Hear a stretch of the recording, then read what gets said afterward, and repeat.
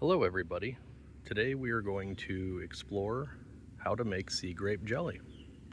The sea grape, which you can see here, is a tropical plant native to South Florida and around the Caribbean into the northern part of South America, mostly on coastal beaches, but can be grown inland as an ornamental as we have here in South Florida. So to make sea grape jelly, you actually harvest the sea grapes like this. They don't all ripen at once, so you harvest them over time. They do get more purple than this when they fully mature, but these are adequate. And once you get a bunch of these, you can proceed with making jelly. So let's explore. All right, so we started to boil the sea grape seeds, fruits, to begin the process of softening them up to extract the juices. And we'll let this go until it starts to boil, and then we'll reduce it to a simmer for about 1.5 hours, and we'll extract the juice. Right, well, it's been cooking for about 1 hour and 15 minutes. That's what it looks like. So it's about ready to be mashed to release all the juices. So we're almost there, and we'll start the mashing process shortly. Use a potato masher to mash this. I'll get it all mashed up, and we'll come back and show you what the result is shortly. All right, I've been mashing for about 5 minutes now, and you can see what's happening here. The pits, which is 80 to 90% of the volume of the actual fruit, are hard and getting separated from the fruit pulp itself. If I pull the masher out, you can see this is the pits, and they are separating from the pulp. So I'm going to do this a few more minutes, get most of it extracted, and then we'll go to the next step. So what I'm doing now is I'm going to start extracting the pits from the fruit, putting it in a cheesecloth lined colander. I'm going to scoop it in slowly, try to keep it from getting too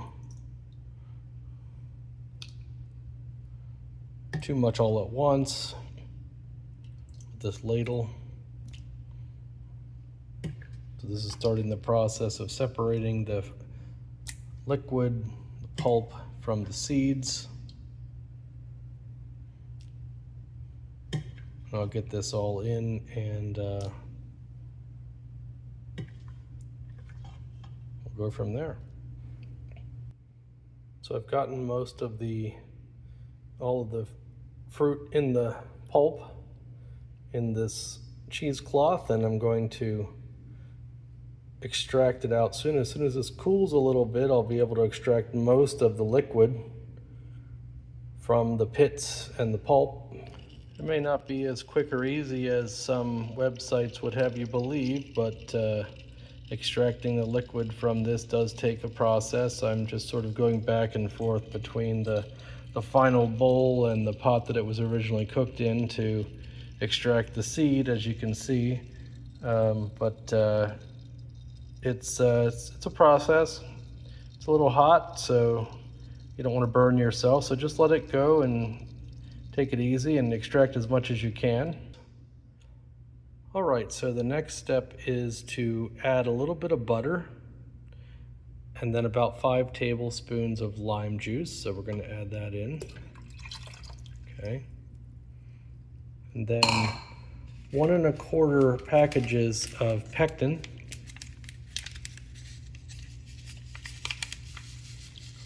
For this amount of recipe. So that's 1 and then 1/4. All right. And we're going to stir that up. And then we're going to put it back on the heat, get it to a rolling boil, at which point we will add the sugar. Hard boil finally, and we're going to dump all 6.5 cups of sugar in at once. And then we are going to stir that vigorously and let that boil for exactly 1 minute.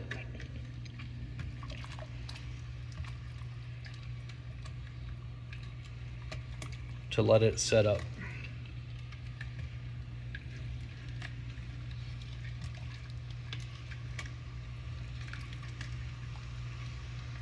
That rich color coming out, it's beautiful.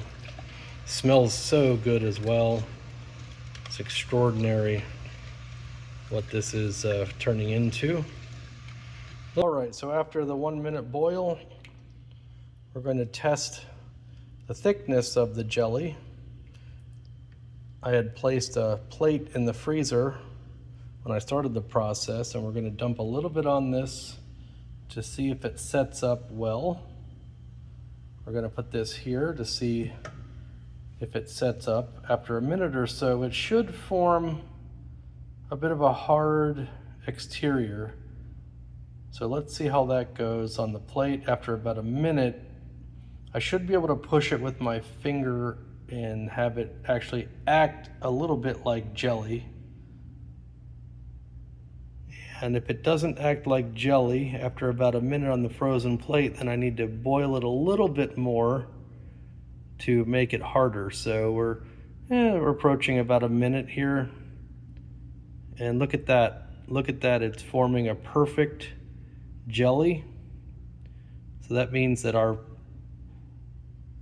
mixture has set perfectly and it is ready to be put in jars.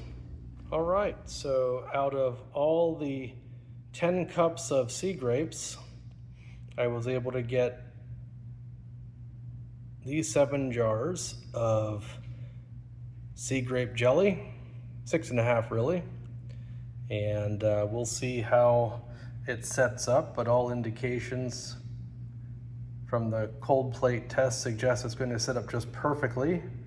So somewhat of an effort to achieve this, but how rare is it to have sea grape jelly? This was from a tree that we planted in our yard several years ago, and it's yielding tremendous amount of fruit. So we look forward to enjoying this jelly for months to come.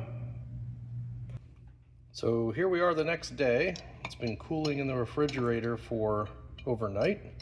And let's see how the consistency came out. Oh wow, this is perfect. Great consistency, perfect jelly.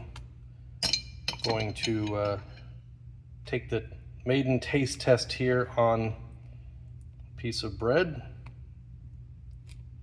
But you can see the consistency came out exactly like you'd hope for jelly to be. And let's give it a try. And there you have it. Homemade sea grape jelly. I highly recommend it if you have an opportunity to try this. And hopefully the video that I've done today will help you to do so if you choose. Thanks so much for watching.